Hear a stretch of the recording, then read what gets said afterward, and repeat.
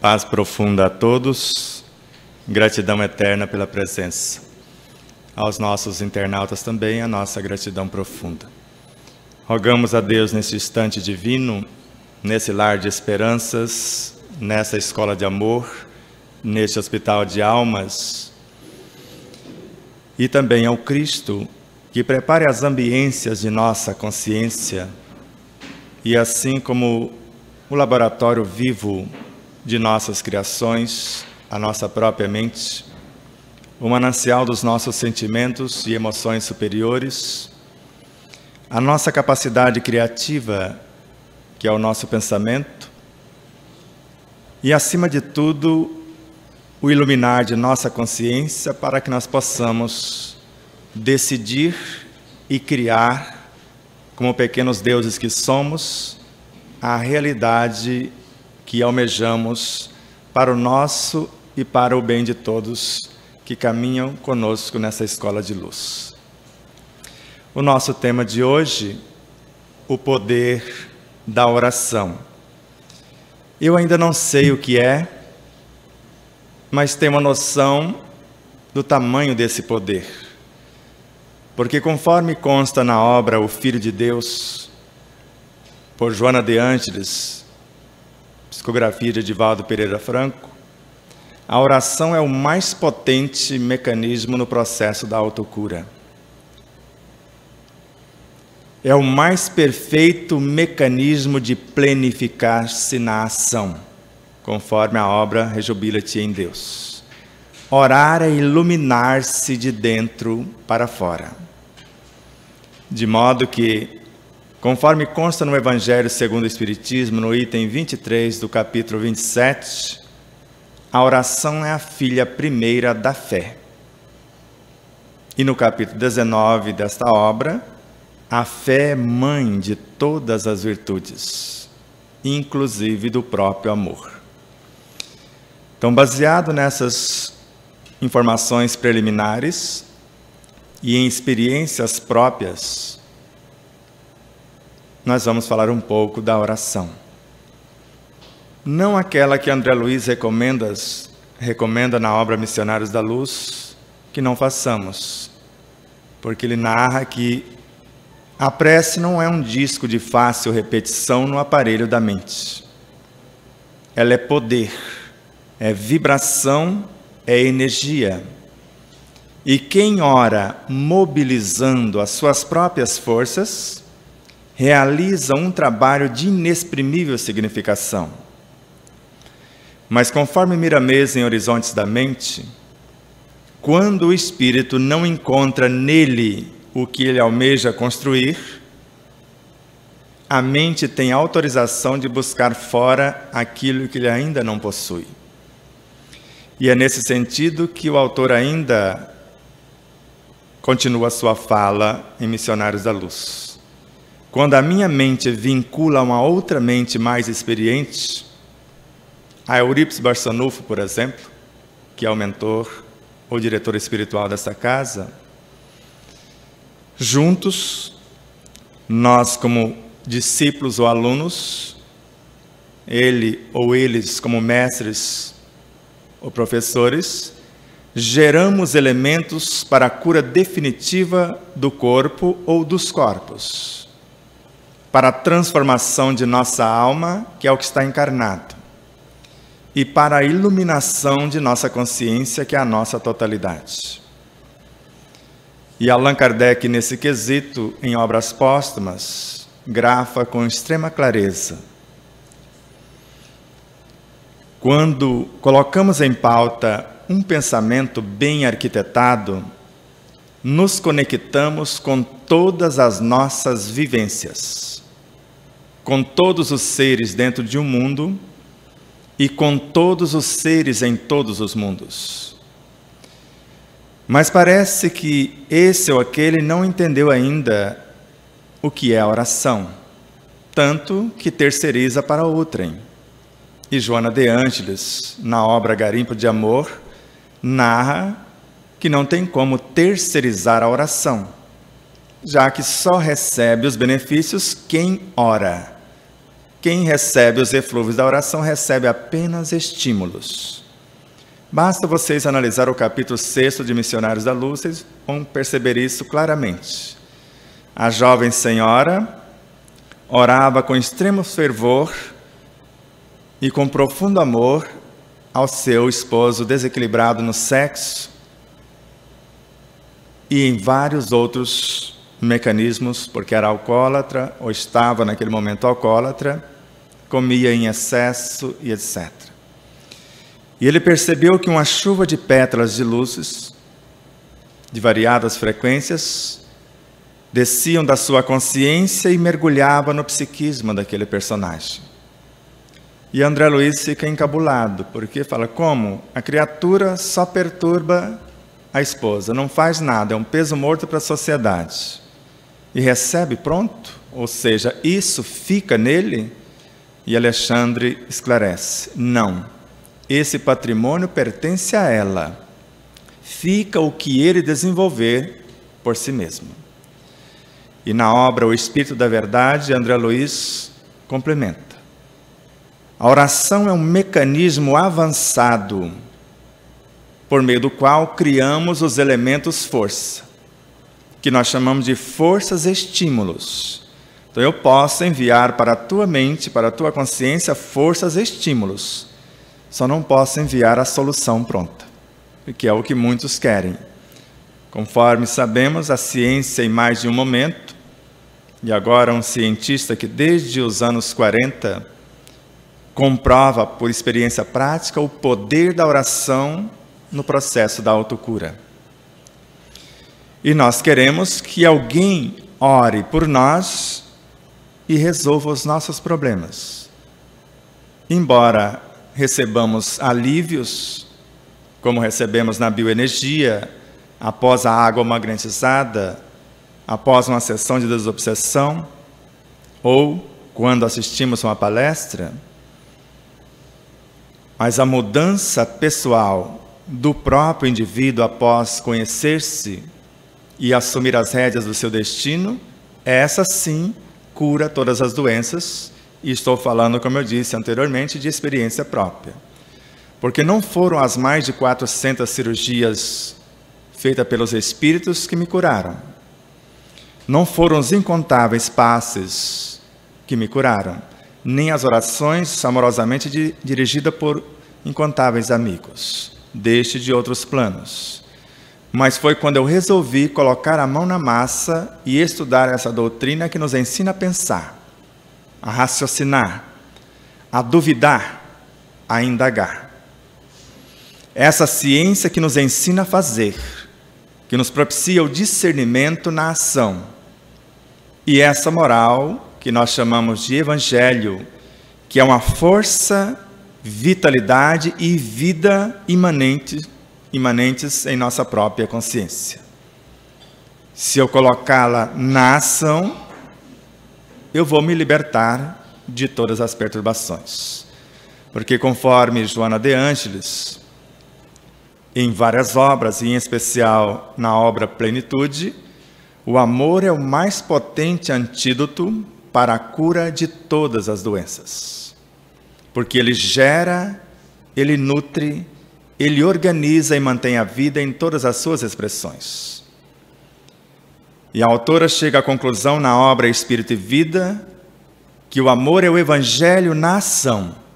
E o evangelho é um repositório de força, vitalidade e vida, como eu disse, que está em nossa própria consciência. Quando escorre ou é acionado pela oração, como eu disse, que é um processo de iluminação de dentro para fora, quando atinge o campo racional, com a razão, segundo Emmanuel, calculamos as possibilidades. Catalogamos, dentre as que foram calculadas, as melhores. Comparamos qual será executada em primeiro momento e as sequentes. E depois analisamos minuciosamente, mediante os nossos objetivos, aquilo que pretendemos. Mas a razão só faz isso. Mas, segundo Emmanuel, além disso, o sentimento, as minhas virtudes, as nobres intenções vão criar a realidade nova.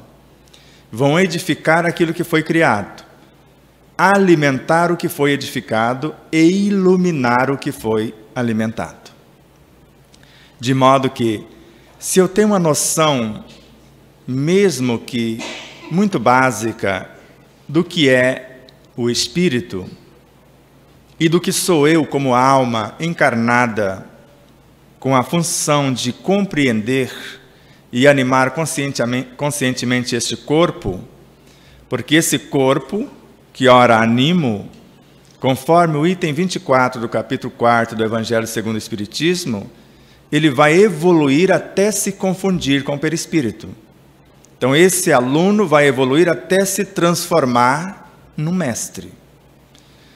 E o perispírito, que é o seu mestre, que o edifica e por meio dele se expressa, ele sofre transformações sucessivas até a sua completa purificação, que é a natureza dos espíritos puros. Já que tudo cresce e evolui, o corpo físico de hoje fatalmente será o perispírito de amanhã. E conforme Allan Kardec, o perispírito de hoje é a alma evoluindo, e esta alma purificando, sublimando, será o espírito puro de logo mais. E Joana de Ângeles, em Autodescobrimento, uma busca interior, ela narra com plena convicção que tudo que existe no corpo fatalmente vai transformar-se em sentimentos.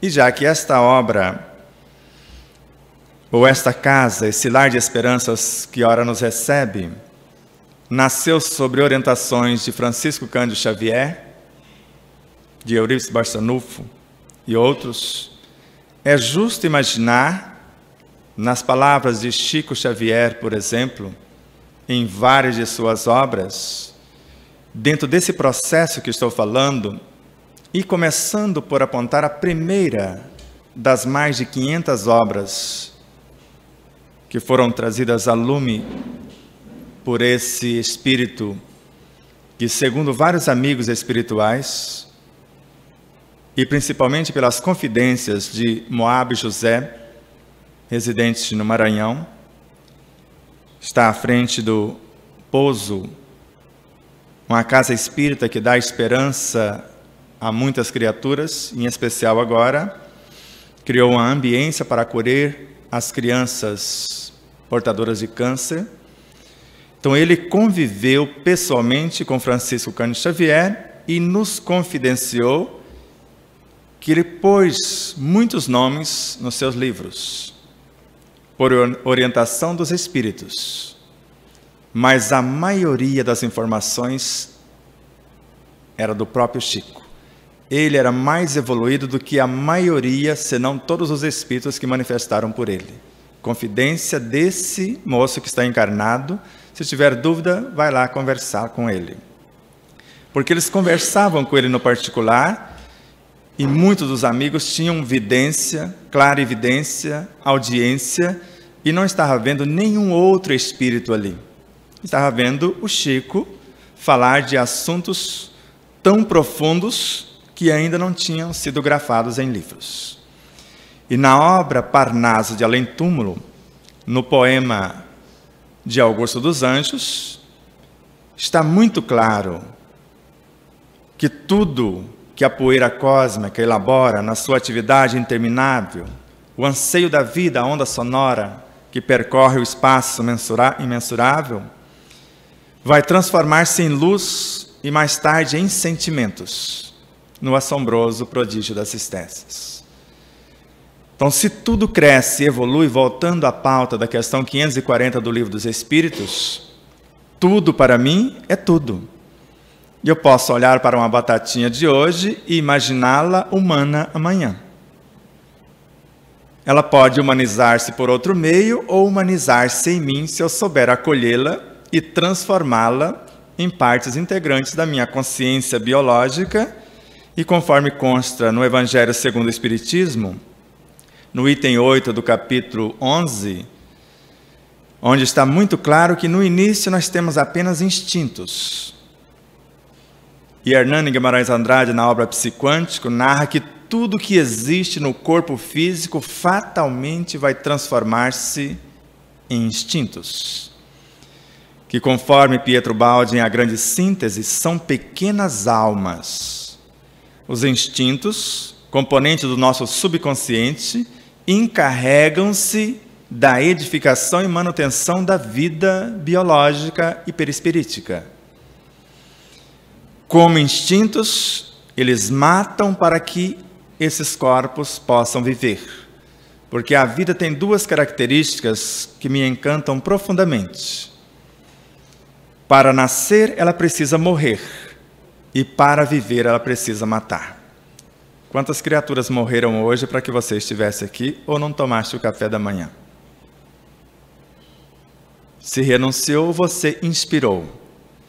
E o ar é o mais perfeito medianeiro que canalizam energias indescritíveis da natureza e traz para o nosso corpo mais ou menos de 70% a 90% da energia que ele necessita para viver.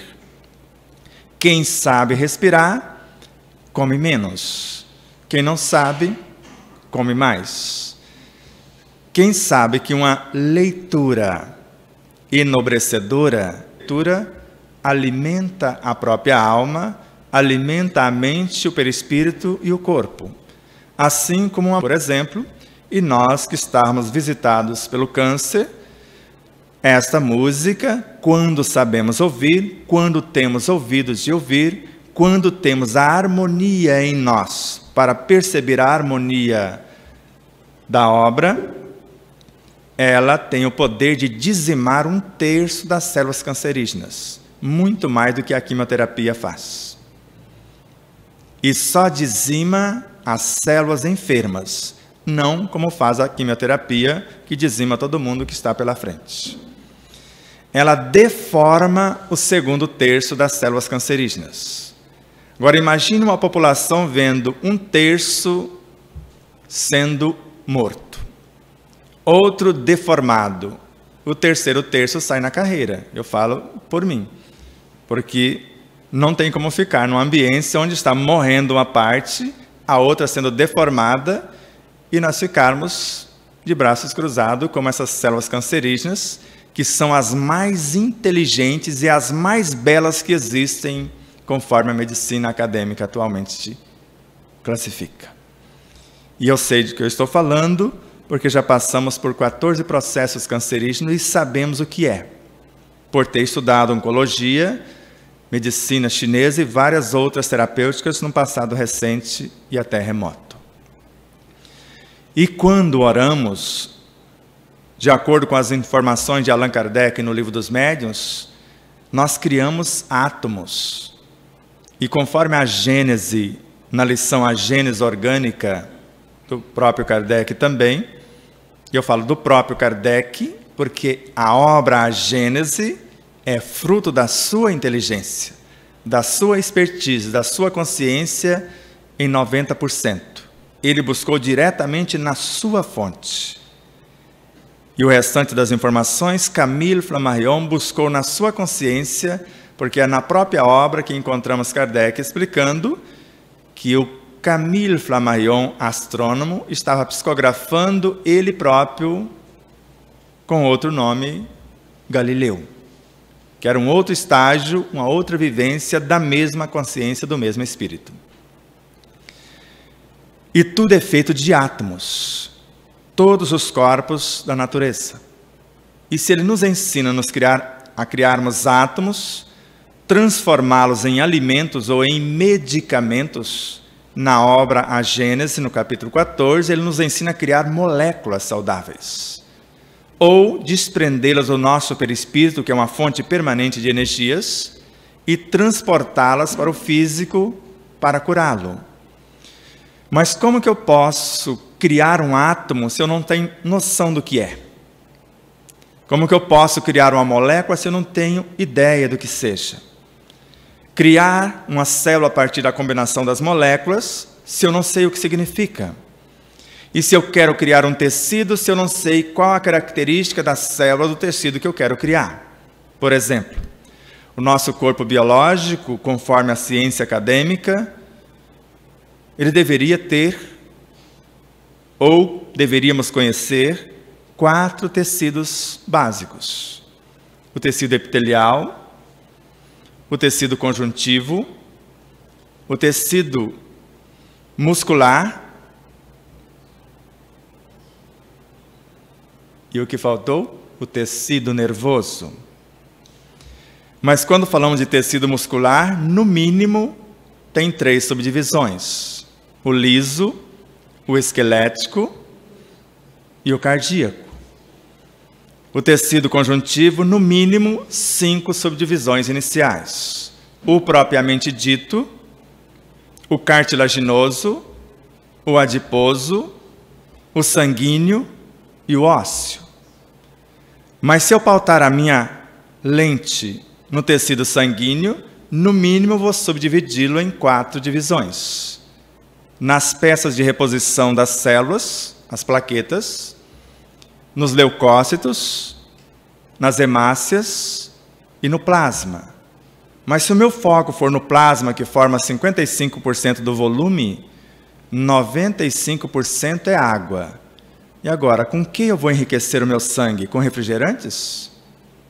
Que tem arsênico ou arsênio, que tem ácido sulfúrico, soda cáustica, mercúrio, alumínio e uma gama enorme de elementos agressivos, porque está no açúcar refinado e num copo, melhor, em 2 litros de refrigerante tem um copo duplo e meio de açúcar, que é uma delícia para as células cancerígenas. Elas adoram.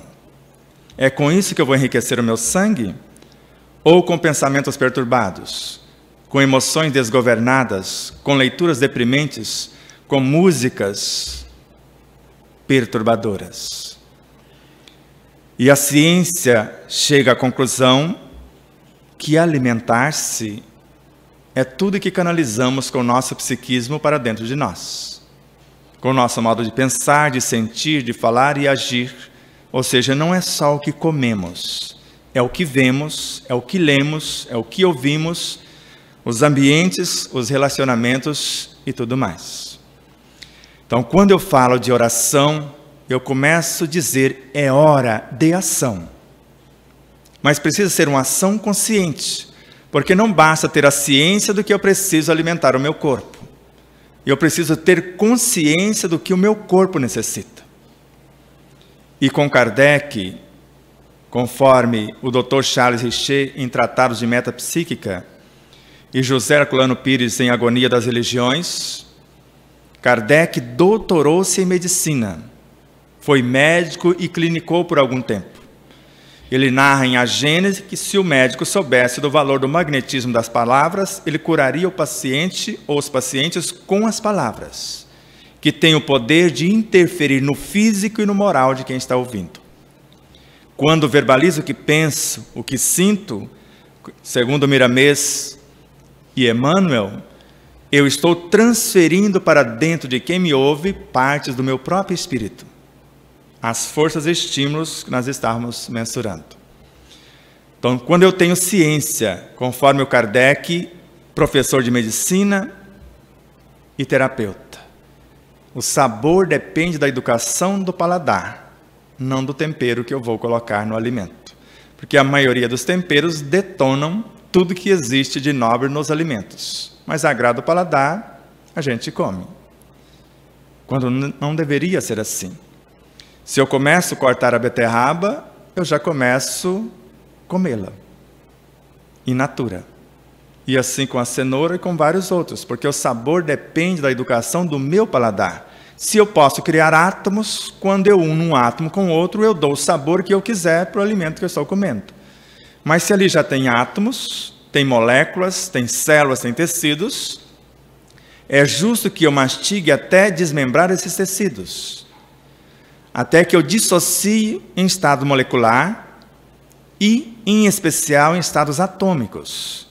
Porque, segundo Ramatiz, na obra Jesus e a Jerusalém Renovada, que tivemos a honra de prefaciá-la no seu relançamento, e nós trouxemos para a apreciação de vocês, O que trazemos para dentro do corpo é a vitalidade que está no interior dos átomos, que Emmanuel já havia profetizado em Pensamento e Vida, que no núcleo atômico está ali um centro vital, um centro de vitalidade. Mas se eu sou daquele que só joga para a esquerda ou chuta para a esquerda e para a direita e já manda para o gol, será que eu estou alimentando o meu corpo? Ou se o meu corpo está presente ali frente aos alimentos e eu estou em outro lugar com o meu pensamento, com os meus sentimentos e planejando coisas que não tem nada a ver com aquele momento. A maioria de nós sabemos sequer tomar água. A maioria engole um copo d'água. A água se toma em diminutos goles, em pequeníssimos goles, mastigando no mínimo 20 a 30 vezes.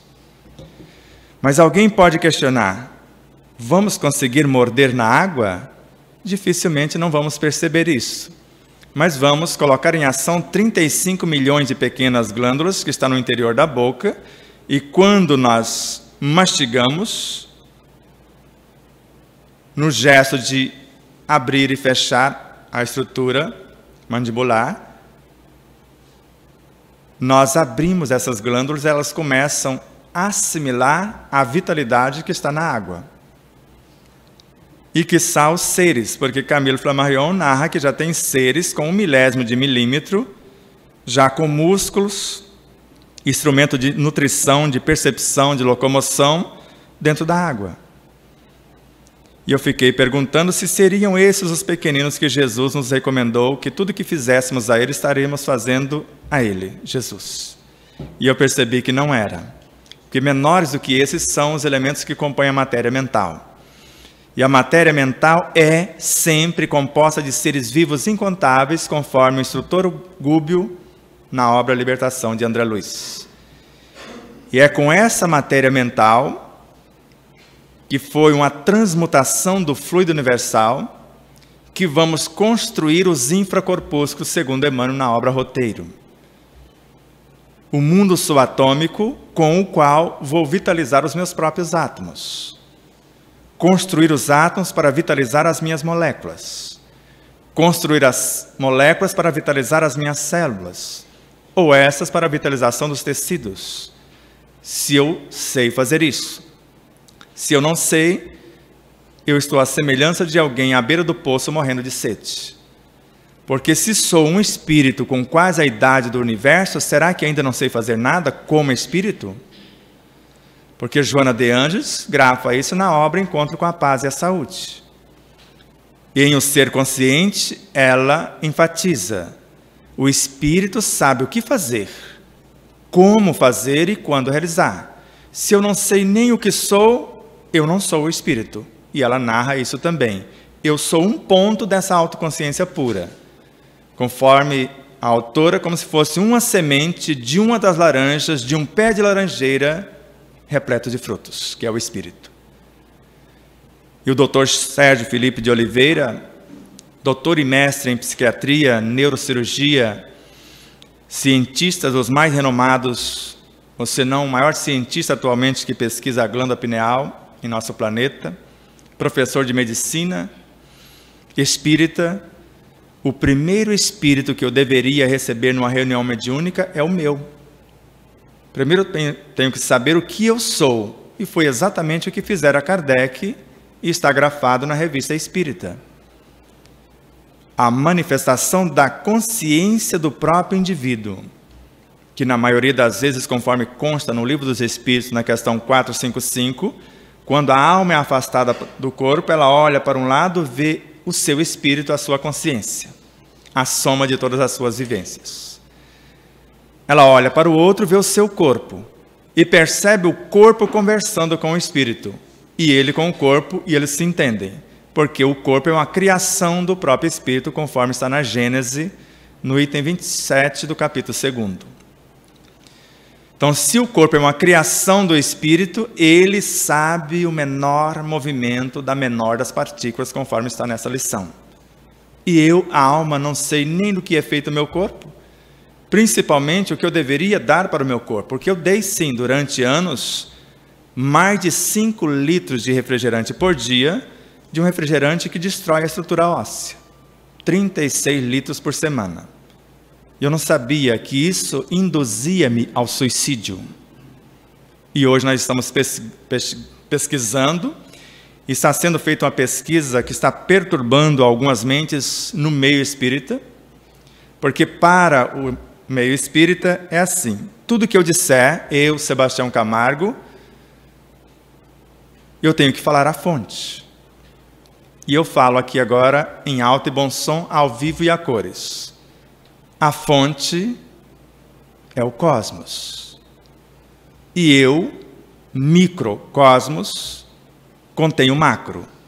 Eu estou aprendendo a ler o livro oculto em mim, conforme aconselhado por Leon Denis. Então, se o micro contém o macro, se eu acessar a minha consciência, eu tenho acesso a toda a informação, porque foi isso que Kardec fez na obra A Gênese. Então, se não dissermos a fonte, por isso, o que nós tiramos de algumas fontes nós dissemos, mas essa pesquisa está sendo feita no plano espiritual e pretendemos colocá-la em nosso site em breves dias, porque foi testificada, por exemplo, que quando envenenamos o nosso corpo com o açúcar refinado e até o açúcar cristal e demerara industrializado, que tem quase tudo isso que eu disse a vocês, se eu não tenho cuidado com as leituras, com o que vejo, com o que ouço, e eu vou criando um clã, conforme fizera Carl Gustav Jung, criando um ser dentro dele, quando ele começou a inventar os desmaios para não ir para a escola. Um ser que o atormentou durante anos, quando ele decidiu estudar, agora o corpo desmaiava e não ia para a escola. Ele levou anos para desfazer uma criatura que ele criou inicialmente para não ir à escola, porque ele não gostava de estudar. E quando não prestamos atenção na alimentação, trazemos, como nós dissemos nas outras palestras aqui, algo que foi aquecido em micro-ondas, que conforme o cientista alimentar e biólogo, o Dr.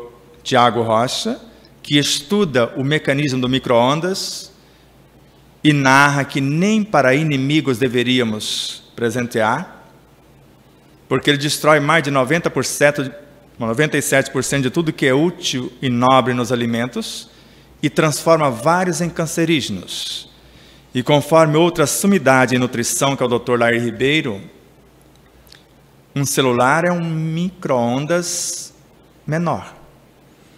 Aí eu vou almoçar e coloco ele próximo. O meu eu deixo lá no quarto desligado, porque eu fiz o experimento na fazenda de um amigo, nós passamos quase uma semana lá, e eu queria provar parte dessa tese, porque o meu corpo rejeita violentamente esta coisinha branquinha que vem dentro de caixinha com o nome de leite. Com formol, com soda cáustica, com vários elementos químicos. E ainda envolvida por alumínio e etc. E isso meu corpo não reconhecia como nutrientes. Principalmente se eu aquecesse isso no micro-ondas, já que tudo que se aquece no micro-ondas, o corpo não reconhece mais como alimentos. E eu queria provar a minha tese, como fiz hoje na casa da Marlene e Gino, comendo leite com farinha, como eu comia lá na roça, quando eu morava por lá, no café da manhã.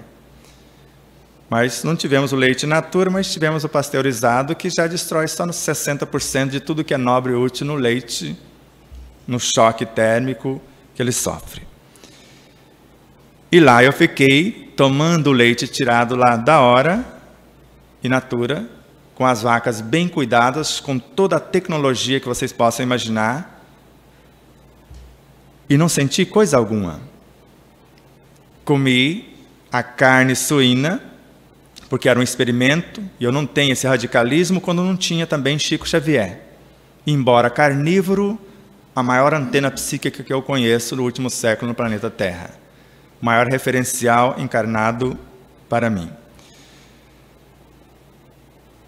Porque outro ser que era, conforme a história, vegetariano, dizimou parte da humanidade. Então, naquele momento, eu precisava comer a carne do porco guardado na lata, como nós fazíamos lá quando não tinha geladeira. e não senti nada, mas se eu comer a carne no porco criado em cativeiro, o meu corpo rejeita violentamente. Se eu comer o ovo fabricado naturalmente pela galinha de capoeira ou caipira, dependendo da região, eu não sinto nada, porque é o melhor ou o segundo melhor alimento do mundo. Mas se comer o outro, o meu corpo rejeita. Então eu percebi que o meu corpo estava morrendo por elementos indevidos e a postura que eu tinha na hora da alimentação. Porque se a mente está em harmonia e o corpo necessita mais de uma mente em harmonia do que alimentos no estômago, conforme Miramês em Força Soberana, agora fizemos esses vários experimentos e durante aqueles dias nosso corpo permaneceu em plena harmonia, independente das frituras na banha do porco, que é a melhor que existe, muito melhor do que o óleo de coco e melhor do que todos os demais óleos vegetais que nós conhecemos, e vocês sabem disso. Isso é ciência comprovada. E tudo isso que eu farei para vocês até agora é a oração. Hora de ação. E a sequência da oração é visualizar a ação. E seguinte, medir a ação, que nós chamamos erroneamente de meditação. Muitas pessoas pensam que meditação é cruzar as perninhas, põe uma boa música e ficar em silêncio. Você consegue ficar em silêncio? Parar de pensar?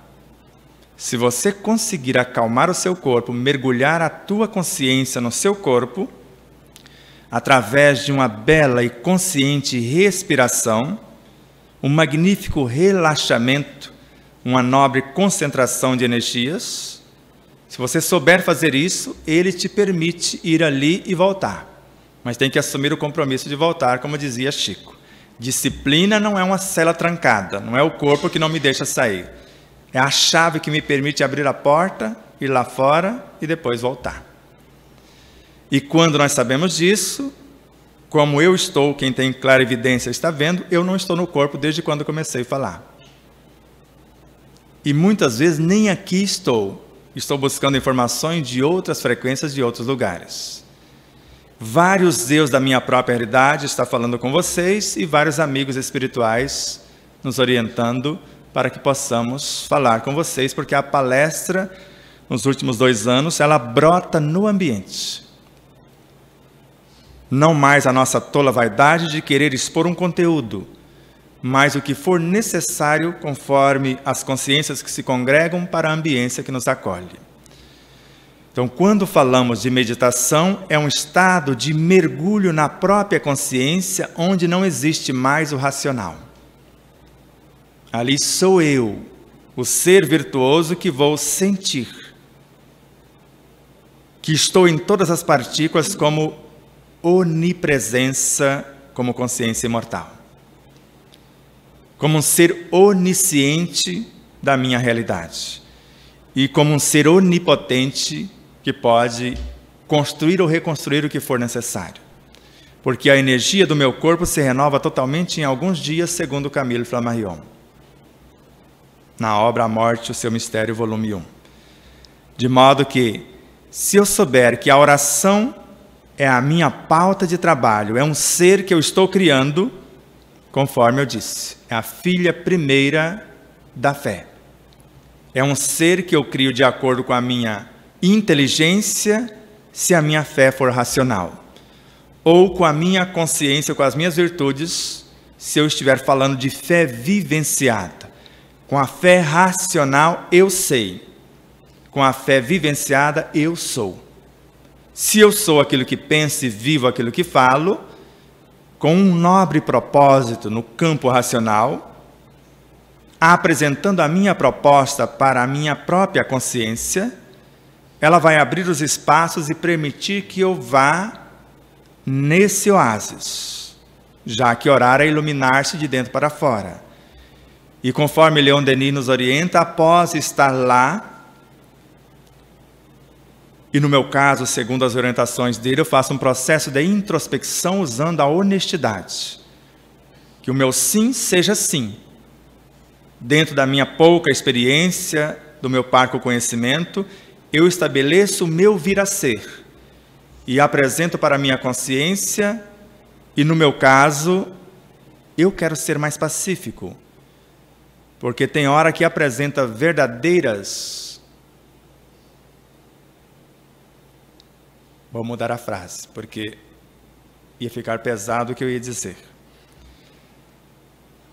Verdadeiros leões, que se sair da minha jaula, machuca muita gente fora, em forma de emoções, transformada em palavras, ou em ideias, ou em pensamentos.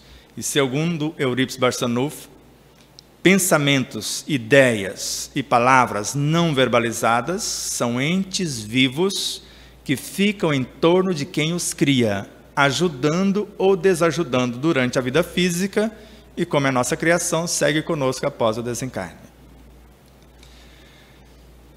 Então, eu estou partindo com a proposta de ser mais pacífico, mais sereno diante das perturbações ou dos desafios que preciso enfrentar.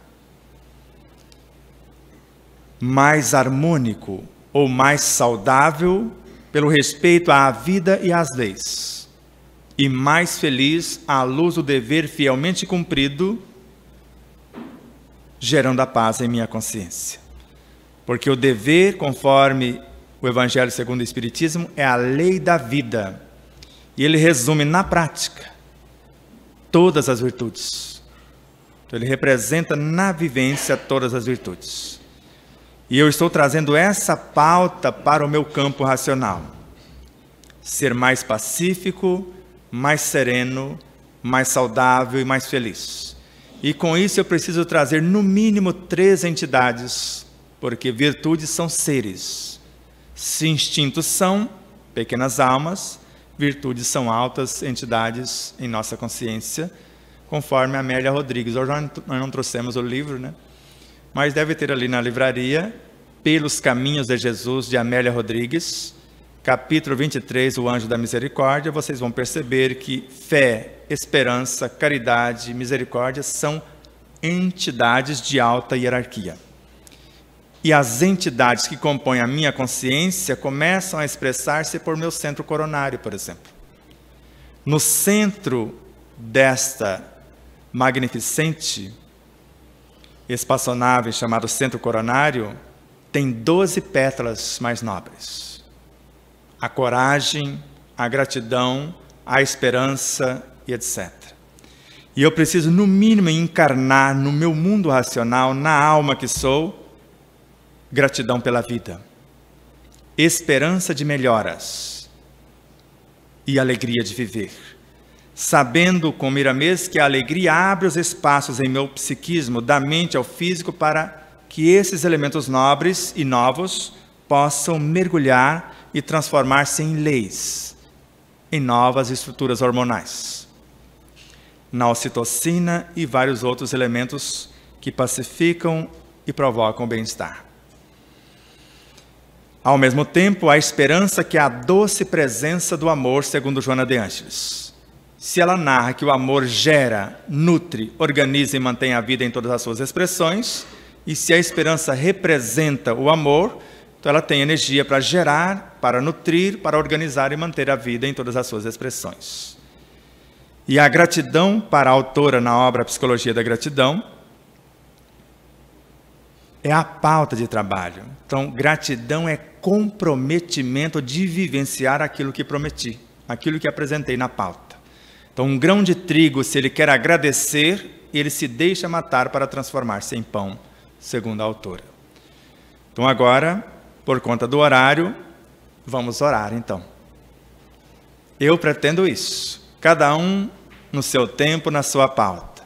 A minha pauta é esta. Estou encarnando essas 3 realidades e, com certeza, eu preciso da paciência que vai organizar a minha obra. Eu preciso da consciência, que é a estrutura. E preciso da humildade, que é o alicerce. O alicerce é a base estrutural de todas as virtudes. Confúcio. A consciência é a estrutura das virtudes. Francis Bacon ou Saint Germain, se vocês preferirem. E, ao mesmo tempo, a paciência é a arquiteta, é a ciência da paz, é a tranquilidade interior que organiza o projeto Joana de Ângeles. E eu preciso ter uma pauta de produção. Eu quero ofertar um produto dentro dessa vivência. E qual produto? No mínimo, eu preciso encarnar a virtude que nós chamamos de indulgência. Eu vou criar uma ambiência no meu psiquismo e atrair as pessoas sofridas. A indulgência atrai. E quando se aproximarem do meu campo vibracional, elas vão se acalmar. E ao beber da minha água, elas vão se reerguer. Porque a indulgência atrai, acalma e reergue, conforme está no capítulo 16, 10º, no item 16 do Evangelho segundo o Espiritismo. E não é só isso. Essa bioenergia, ou esse elemento que gera e nutre e simultaneamente organiza e mantém a vida, que eu vou gerar, ao mesmo tempo vai aliviar as dores e criar forças e estímulos para que esses seres, a partir do meu exemplo, possam nortear as suas próprias vidas. E eu preciso fazer isso com um único objetivo, segundo Emmanuel, sentindo-me privilegiado em servir. Porque a criatura que serve pelo prazer de ser útil, ela progride sempre em todos os sentidos e encontra em si mesma os recursos para a solução de todos os problemas, conforme consta no capítulo 82 da obra Fonte Viva. E se eu conseguir vivenciar 1% do cristianismo que sai pelos meus lábios, conforme na obra Servidores do Além, de Emmanuel, Servidores no Além, a terra inteira será plenamente libertada de todo mal, com 1%. E esta é a minha proposta. E com isso eu começo a inspirar, terna e amoravelmente, sabendo que a natureza, carreada pelo ar, os espaços criados pela alegria, ela está sendo convidada para o meu festim. A esperança estabelecendo a pauta e as diretrizes, e a gratidão movimentando esse universo de vidas. O pensamento como capacidade criativa, gerido pela inteligência ativa, auxiliado pela imaginação, mediante o conhecimento que tenho daquilo que almejo, e qualificado pelas virtudes que estou encarnando em minha realidade. Vai criar as ideias, vai criar os planos. E para Joana de Ângeles, ideias enobrecedoras e planos de futuras ações benéficas são portadores de energias equilibrantes, que reorganizam os complexos campos celulares, perispiríticos e físicos, harmoniza-os e aumenta-lhes a produtividade.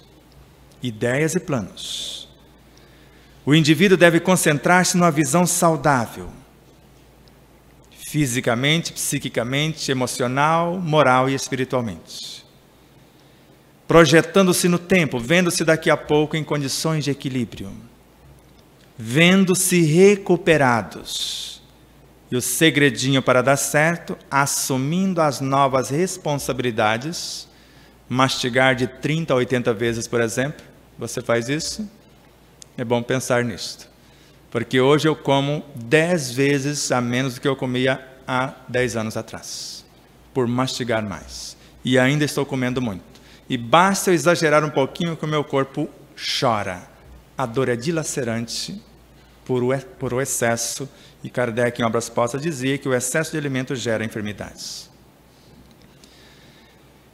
Assumir as responsabilidades de estar ciente e consciente ante o que eu quero exercitar, o que eu quero conquistar. Então, vou ver-me recuperado, assumindo as responsabilidades ou desenvolvendo as atividades que eu pretendo concretizar. Em cada situação, eu planejo cada atitude, até um simples escovar o dente, para para que não haja desperdício, para que haja o aproveitamento total e que eu possa fazer o máximo com o mínimo da energia que me for ofertada. E ao inspirar, concentrando a minha ação numa parte do corpo, eu vou mergulhar o meu psiquismo nessa parte e ordenar que ele relaxe. A alegria, a esperança, a gratidão, a paciência, essas virtudes vão mergulhando e abrindo os espaços, abraçando, agradecendo. Começando pela sola dos pés ou pela planta dos pés, que tem todos os terminais ou todos os pontos de todos os órgãos do corpo, ou na palma das mãos, que tem a mesma coisa. E uma leve carícia mental, emotiva, o agradecimento por essa estrutura do tornozelo à ponta dos pés, formadas por 26 estruturas pequeninas, ósseas, que compõem esse conjunto harmonioso, sustentado por tecidos, tendões, etc., que me permite movimentar em harmonia. E agradecer cada parte do corpo nesse abraço amoroso, inspirando, relaxando, concentrando a ação e acalmando o psiquismo da mente ao físico, para que eu possa deixar em segurança, em harmonia e possa mergulhar na minha consciência e retornar de lá, iluminando-me de dentro para fora com o saber transcendente para o viver consciente, para que eu possa pensar na verdade, sentir o que penso, falar o que sinto e viver o que falo. Mais uma vez, inspirem, se acalmem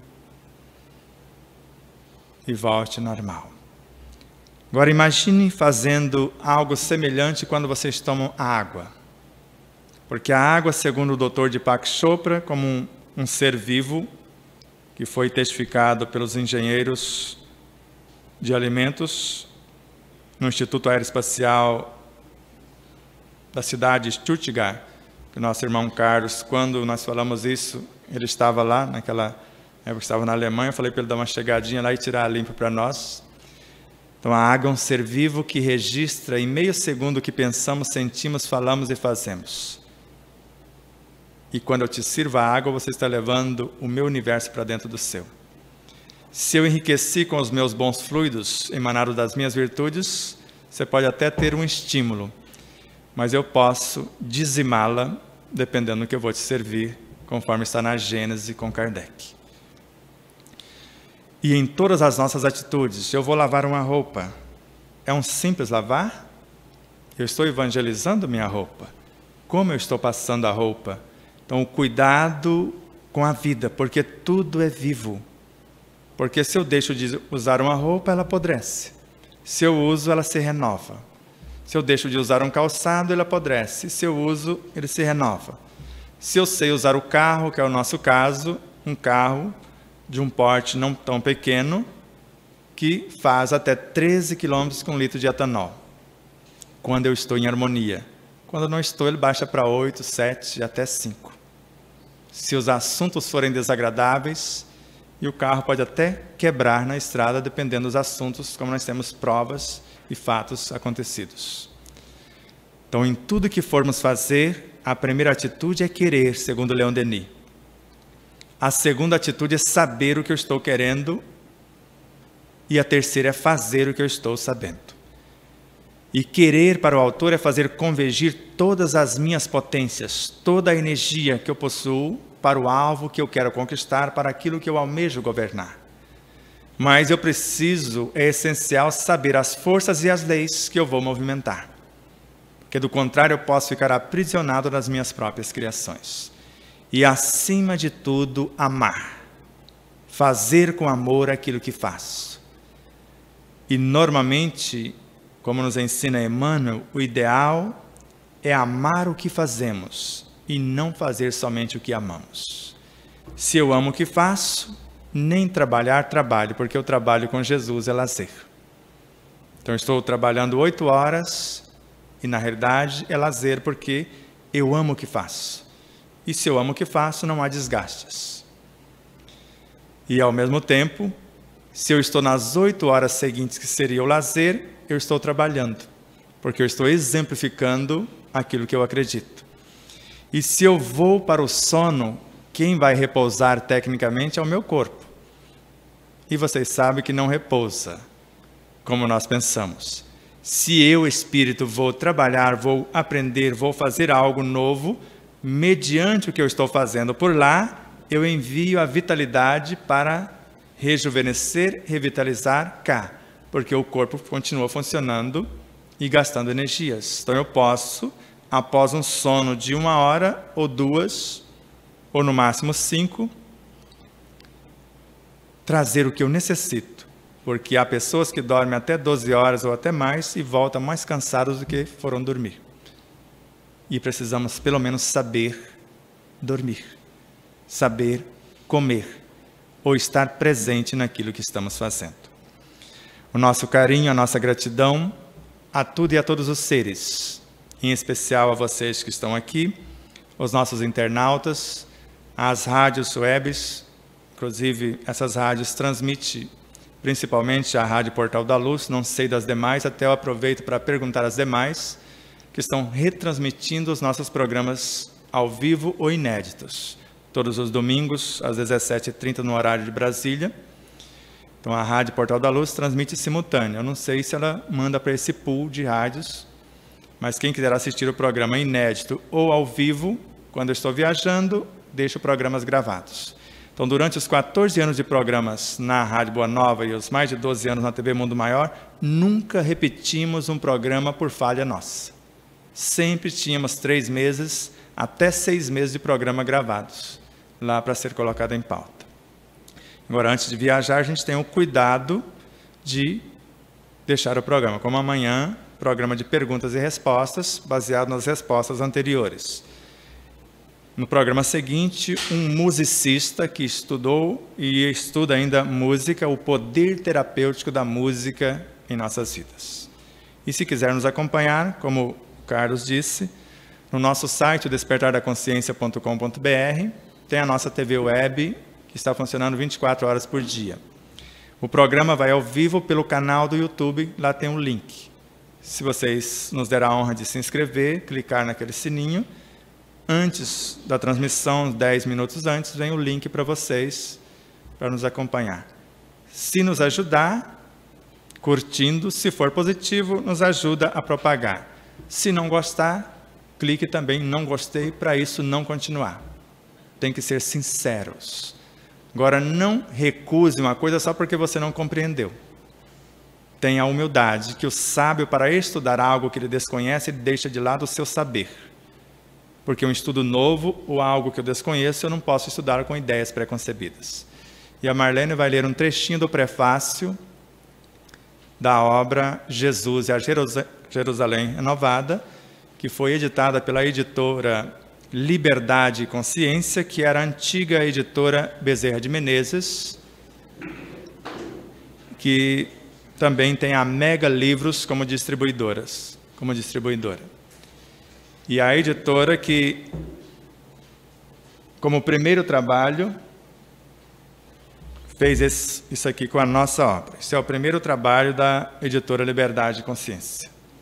Então fez o aramado e capa dura com costura reforçada, porque os livros estavam desmanchando porque eram colados. E já tem mais de 200 grupos de estudo desse livro pelo Brasil afora e em outros países também. E para um fácil manuseio, esse. E nós tivemos a honra de ser convidados para prefaciar esta obra, que ainda não tinha prefácio na obra original. E a América Pauliano não estava mais aqui para prefaciar um espírito que se dispusesse. E como também somos espíritos e podemos psicografar a nossa própria consciência, e auxiliado por uma corretora de português, porque eu posso até escrever, mas se alguém não corrigir, vocês não vão entender coisa alguma. Só para vocês terem uma dimensão do que...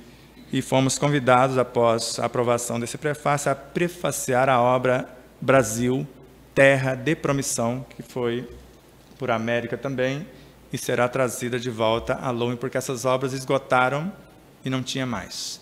E esse moço que comprou a editora que estava falindo ia fechar a Mega Livros e a editora Bezerra de Menezes, por amor aos livros. Ele não sabe se vai ganhar dinheiro, que é o que menos interessa. E construiu 2 livrarias diferentes. Você entra na livraria, você não tem a obrigação de comprar livros. Você pode ler o livro inteiro se quiser. Ele quer criar uma ambiência para que você possa se reabastecer e tenha uma estante com livros de grátis.